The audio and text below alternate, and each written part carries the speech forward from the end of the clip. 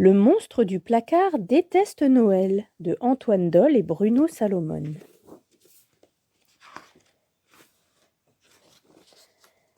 Mon monstre du placard n'aime pas Noël, c'est même pire, il déteste ça. C'est normal, depuis des semaines, maman n'arrête pas de répéter que le Père Noël voit tout ce qui se passe. Même dans son placard, mon monstre ne se sent plus tranquille pour faire ses bêtises. Mon monstre du placard ne sait pas se décider.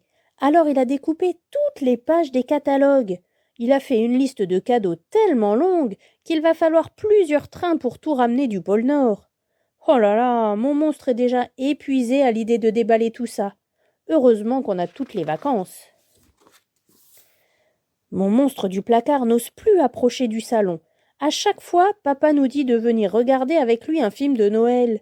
Mais où ils vivent, ces gens de la télévision, pour que ce soit toujours l'hiver chez eux?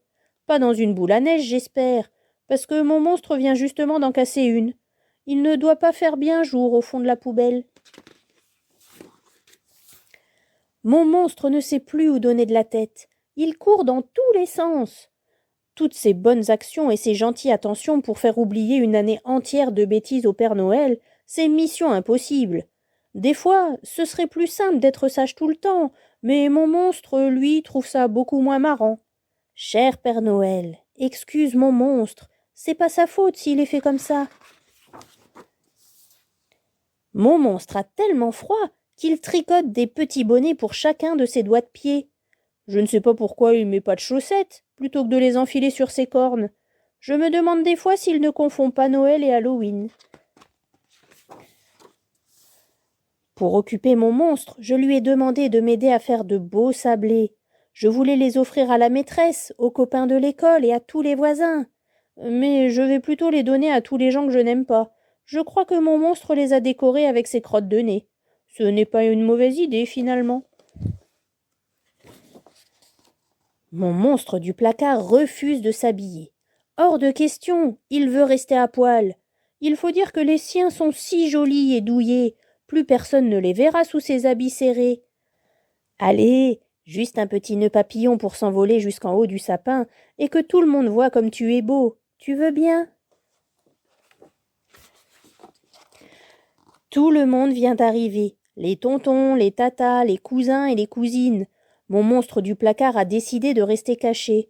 Hors de question de faire la bise aux cousins qui sentent le paix, ni à tante Aglaé qui pince trop fort les joues.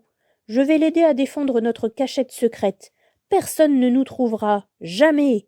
Au moins jusqu'au dessert.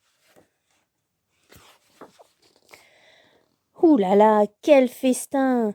Mon monstre du placard, lui, ne peut plus rien manger. Son ventre commence à faire de drôles de glouglous. Est-ce que c'est un nouveau chant de Noël qu'il aurait inventé? Oh! Petit caca Noël! Je ne sais pas si ça va plaire à tout le monde.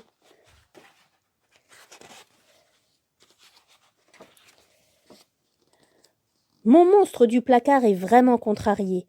Papa dit qu'il faut laisser le dernier cookie du paquet dans une assiette au pied du sapin pour remercier les reines qui tirent le traîneau du Père Noël. On pourrait pas plutôt leur laisser le céleri, les poireaux ou les brocolis du frigo? Papa dit que les reines préfèrent les bons gâteaux. Je ne savais pas qu'il était spécialiste. Mon monstre du placard déteste se coucher tôt. Mais si on veut que le Père Noël passe, je dois tout faire pour l'endormir. Alors je lui chante des petites chansons et lui murmure toutes les bêtises qu'on pourra recommencer à faire dès demain. Bien sûr, c'est juste pour lui faire plaisir. Moi je suis sage comme une image. Le Père Noël le sait bien. Comme chaque matin de Noël, mon monstre s'énerve au pied du sapin. Pourquoi le Père Noël ne met pas ses lunettes? C'est vrai, quoi. Il confond tous les cadeaux. Mon monstre avait demandé un crocodile, il a eu une paire de chaussettes vertes à la place.